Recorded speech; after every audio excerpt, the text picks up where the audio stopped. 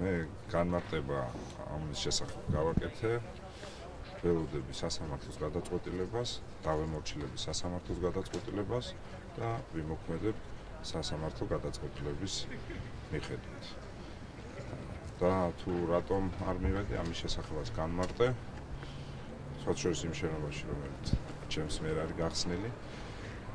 განმარტე იმიტომ, რომ გამოძიების წარმმართველი მინისტრი აშკარად არგობს პრეზუმპციას, მან წინასწარ გამოაცხადა ვერსია, წინასწარ გამოაცხადა ჩვენ პროვოკატორებმა, წინასწარ შეთხზა და შეეცადა დაემალა თავის უსუსურობა, დანაშაულებრივი უსუსურობა იმ დღეს, როდესაც მოხდა ჩვენი დარბევა და მე მიმაჩნია, რომ სწორედ ამით მან პირველ რიგში პოლიციელის ღირსება შელახა, როდესაც დანაშაულებრივი უმოქმედობისკენ უბიძგამად და თუ პოლიციის მუნდირს და პოლიციის ღირსებას იცავს მინისტრი, ეს პირველ რიგში უნდა გაკეთდეს იმით, რომ კანონის მიხედვით და კანონის შესაბამისად მისცეს საშუალება იმოქმედოს პოლიცია.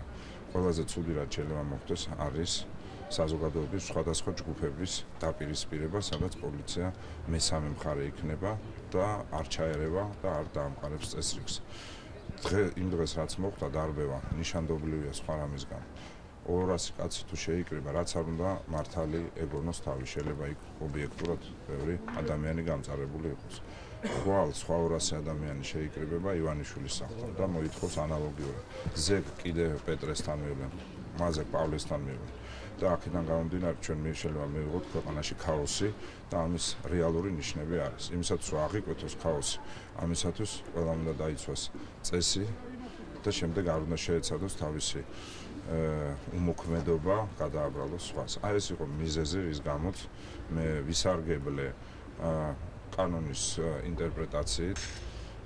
თუ სასამართლოს ინტერპრეტაცია იქნება, რომ მე უნდა მივიდე შენობაში, მე ამის პრობლემა, როგორც გითხარით, არ მაქვს და თუ სასამართლოს ინტერპრეტაცია იქნება თავისუფალი და გამოძიება შეუძლია მოვიდოს, მაშინ გამოძიება მოუჩემდა. დაკითხვაზე მე არ მithქვავს და ვერც ვიტყოდი უარს, იმიტომ რომ ეს ის თემა არის, რომლის გამოძიებასაც ჩვენ ვითხოვთ ასევე, რომ დაიკითხოს თვითონ